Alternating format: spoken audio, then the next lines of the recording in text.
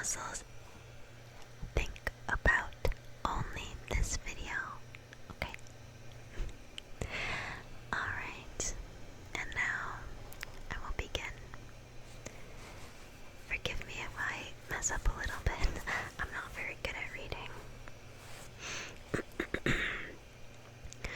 Once upon a midnight jury where I pondered weak and weary over a quaint and curious volume of forgotten lore, while I nodded nearly napping, suddenly there came a tapping as of one gently rapping at my chamber door. "'Tis a visitor," I muttered, tapping at my chamber door, "only this and nothing more." Distinctly I remember it was the bleak of December, and each separate dying ember wrought its ghost upon the floor. Eagerly I wished the morrow. Vainly I had sought to borrow from my book's secrets of sorrow for the lost Lenore, for this rare and radiant maiden, whom angels name Lenore, nameless here forevermore. And the silken, sad, uncertain rustling of each purple curtain thrilled me, filled me with fantastic terrors never felt before.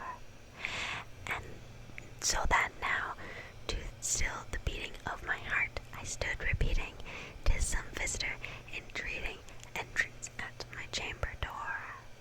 Some late visitor entreating entrance at my chamber door. It is this and nothing more. Presently my soul grew stronger, hesitating that no longer. "Sir," said I, "or madam, truly your forgiveness I implore, but the fact is I was napping, and so gently you came rapping, and so faintly you came tapping at my chamber door. The scarce was sure I heard you. Here I opened wide the door. Darkness there, and nothing more. Deep into that darkness peering, long I stood there, wandering, fearing, doubting, dreaming dreams no mortal ever dared to dream before. But that silence was broken, and the stillness gave no token. And the only word there spoken was the whispered word, Lenore. This I whispered, an echo muttered back from the word Lenore. Merely this and nothing more. Back into the chamber turning, all my soul within me burning. Soon I heard a tapping, somewhat louder than before. "Surely," said I, "surely that is something at my window lattice. Let me see then where that is, and this mystery explore. Let my heart be still a moment, and this mystery explore. 'Tis the wind and nothing more." Open here I flung the shatter, when with many a flutter, and in there steeped a stately raven in the stately days of yore.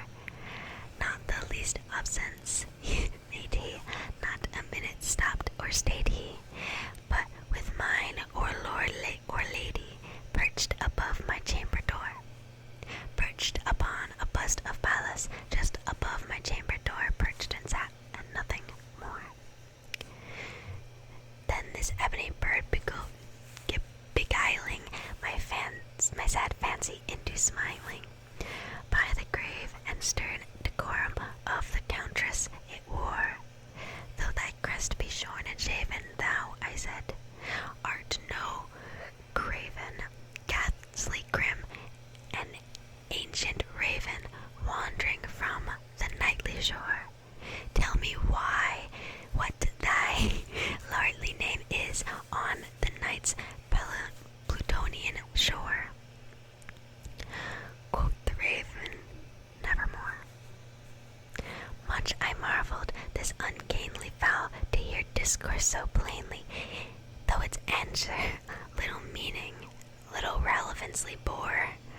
For we cannot help agreeing that no living human being ever yet blessed with seeing bird above his chamber door, bird or beast upon the sculpted bust above his chamber door, with such name as nevermore.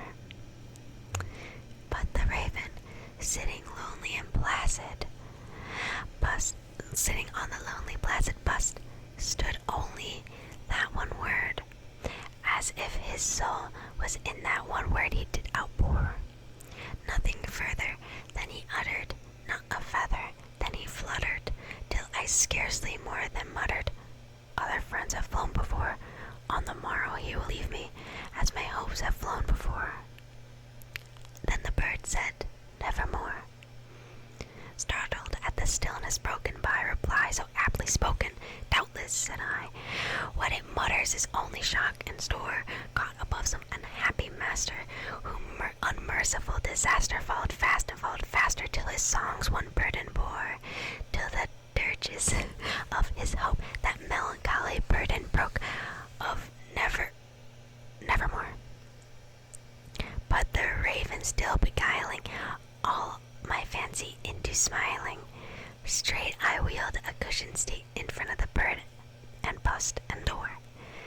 Then upon the velvet sinking, I betook myself to linking fancy unto fancy, thinking what this ominous bird of yore, what this grim, ungainly, ghastly gaunt, and ominous bird of yore meant in croaking nevermore.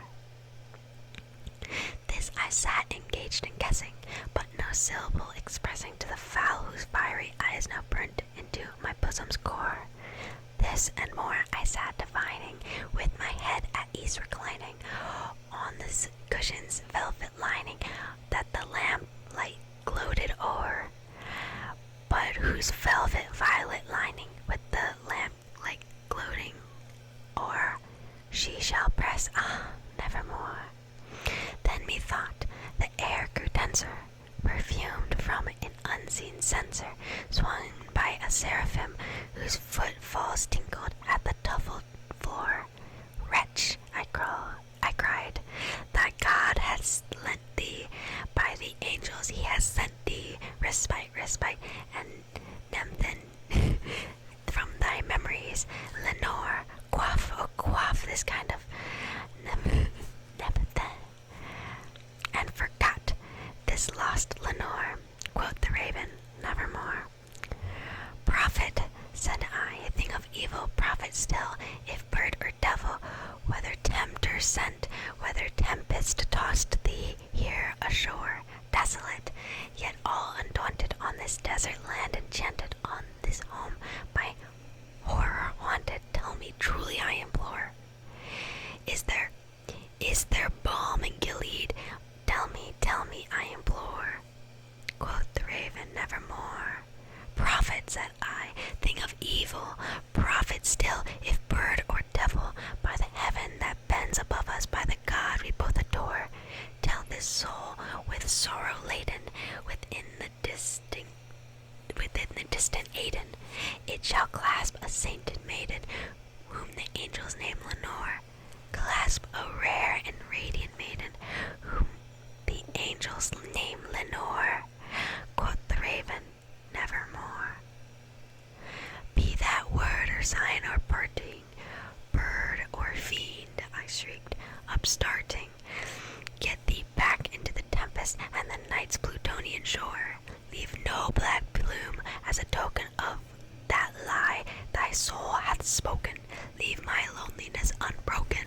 Quiet the bust above my door. Take thy beak from my heart. Take thy form from my door. Quoth the raven, nevermore. And the raven, never fitting, still sitting on the pallid bust of Pallas, just above my chamber door, and his eyes have all the seeming of a demon's that is dreaming, and the lamplight o'er him, steaming, throws his shadow on the floor, and my soul from out that shadow lies floating on the door, shall be lifted nevermore. Right, and that was The Raven by Edgar Allan Poe, written in 1845. I apologize apologize. Some of the words tripped me up a little bit, but I hope that I was able to keep a nice even beat. His poems are really great for being quite harmonic and rhythmic, I believe. So I really wanted to emphasize that, even though I cannot sing at all, or I don't really do much with poetry, but his I do quite enjoy. Now, there's a lot of ways that people interpret that, of course. But I suppose it should be up to your own interpretation. That's why Edgar Allan Poe is such a beloved poet even today. So I was very happy that I could read you one of his stories.